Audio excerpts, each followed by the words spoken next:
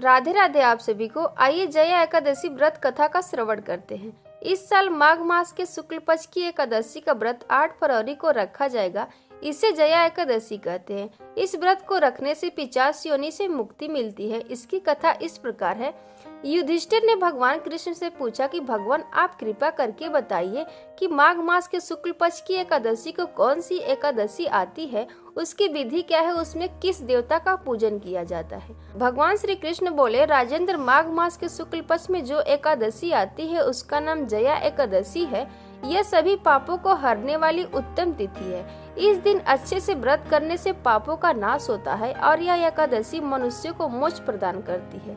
इस व्रत को करने से मनुष्य को कभी प्रेत योनि में नहीं जाना होता है। इसकी कथा मैं आपको सुनाता हूँ। स्वर्गलोक में देवराज इंद्र राज करते थे। देवगढ़ परिजात वृक्षों से युक्त नंदवन में अप्सराओं के साथ विहार कर रहे थे।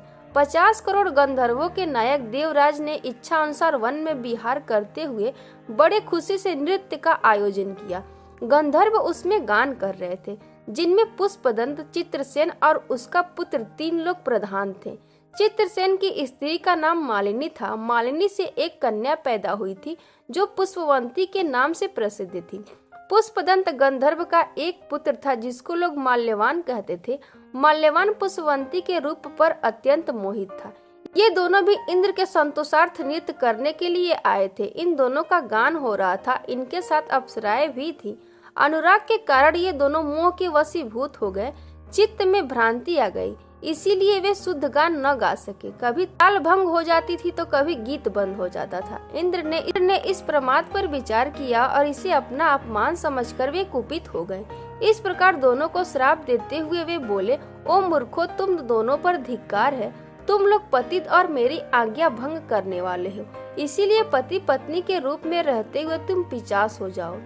इंद्र के इस प्रकार श्राप देने पर दोनों के मन में बड़ा दुख हुआ। हिमालय पर्वत पर चले गए और पिशाच योनि को पाकर भयंकर दुख भोगने लगे।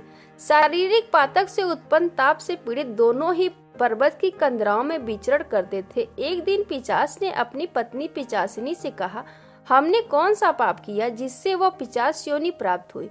नरक का कष्ट बहुत भयंकर है और पिशाच योनि भी बहुत दुख देने वाली है, अतः पूर्व प्रयत्न करके पाप से बचना चाहिए। इस प्रकार चिंता के कारण वे दोनों दुख के कारण सूखते जा रहे थे। देवगढ़ों से उन्हें माघ मास के शुक्ल पक्ष की एकादशी तिथि प्राप्त हो गई थी। जया नाम से विख्यात वह तिथियों से उत्तम है। उस दिन उन दोनों ने सब आहार त्याग दिए। उन्होंने जलपान भी नहीं किया, किसी जीव की हिंसा नहीं की, यहाँ तक कि खाने के लिए फल भी नहीं काटा। दुखी होकर वे पीपल के पेड़ के पास बैठ गए। सूर्यास्त हो गया। उनके प्राण हर लेने वाली भयंकर रात्रि उपस्थित हुई।